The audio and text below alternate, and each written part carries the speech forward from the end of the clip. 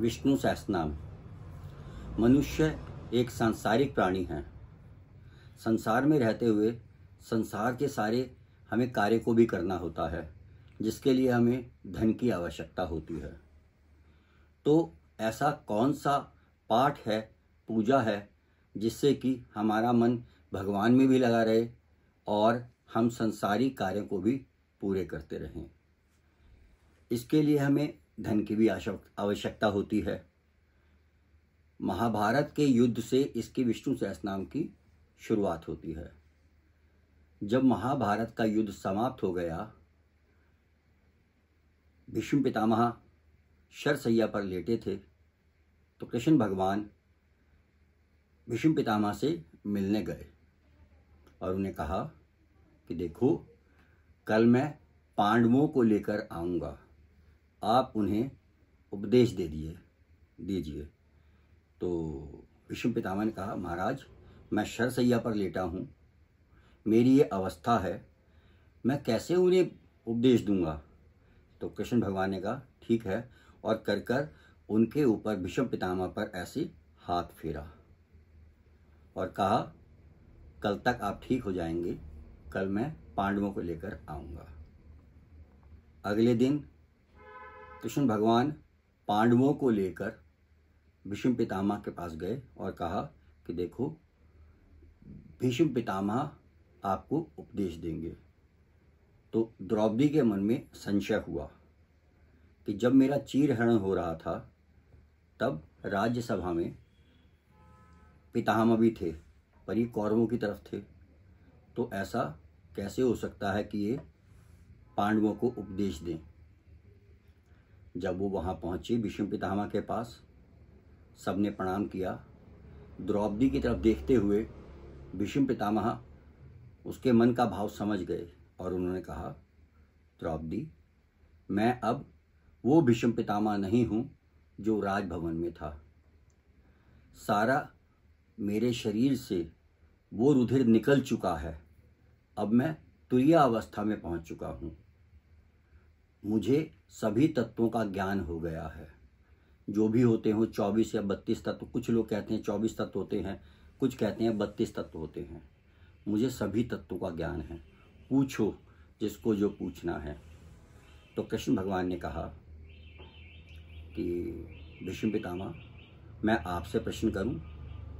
तो भीष्म पितामह ने कहा, नहीं, युधिष्ठिर सवाल करेगा और मैं उसका जवाब दूंगा। तो युधिष्ठिर ने उन्हें प्रणाम करते हुए पूछा कि तात, ऐसा कौन सा धर्म है जिसको करने से मनुष्य जन्म संसार के बंधन से मुक्त हो जाता है। एक लंबा प्रसंग है काफ़ी। तो तब भीष्म पितामह ने उन्हें कहा कि मैं तुम्हें विष्णु सहस्त्रनाम का ज्ञान देता हूँ। विष्णु सहस्त्रनाम भीष्म पितामह ने उन्हें सुनाया। सहस्त्र नाम, सहस्त्र कहते हैं 1000, तो विष्णु सहस्त्रनाम 1000 मंत्रों की एक माला है, जो सदियों पहले ऋषियों ने इसका जप किया, जिससे कि इसमें और शक्ति बनी। उसके बाद उन मंत्रों की माला को भीष्म पितामह ने युधिष्ठिर को सुनाया। भीष्म पितामह ने सुनाया तो उसकी और शक्ति बढ़ गई। अब आजकल जब आप करते हैं विष्णु सहस्त्रनाम को, तो इसकी शक्ति और बढ़ जाती है। कलेक्टिव करने से इसकी शक्ति बढ़ती है। वैसे तो विष्णु सहस्त्रनाम में 1000 मंत्रों की एक माला है। इसमें कोई भी प्राणी संसार में नहीं है जिसके लिए इसमें कोई मंत्र ना हो। हर मनुष्य के लिए कोई ना कोई मंत्र है। इतना ज़्यादा तो हम लोगों को मालूम नहीं है कौन सा मंत्र है। मंत्र 3 तरह के होते हैं, रूप संबंधी, गुण संबंधी और लीला संबंधी। विष्णु सहस्त्रनाम गुण संबंधी मंत्रों की माला है। इसमें से कुछ मंत्र गुरुदेव श्री के राव हमें बताया करते थे। जैसे विष्णु सहस्त्रनाम में 31वां मंत्र है, जो औषधम जगतः सेतु सत्वधम पढ़ाना। जब कोई मनुष्य बीमार होता है तो इसका खूब जोरों से जप करे बैठ के, बीमारी ठीक हो जाती है। ऐसे ही 66 नंबर श्लोक है जिसको करने से श्रीधा शीशा श्रीनिवास है कुछ करके है ऐसे, ठीक से याद नहीं मुझे।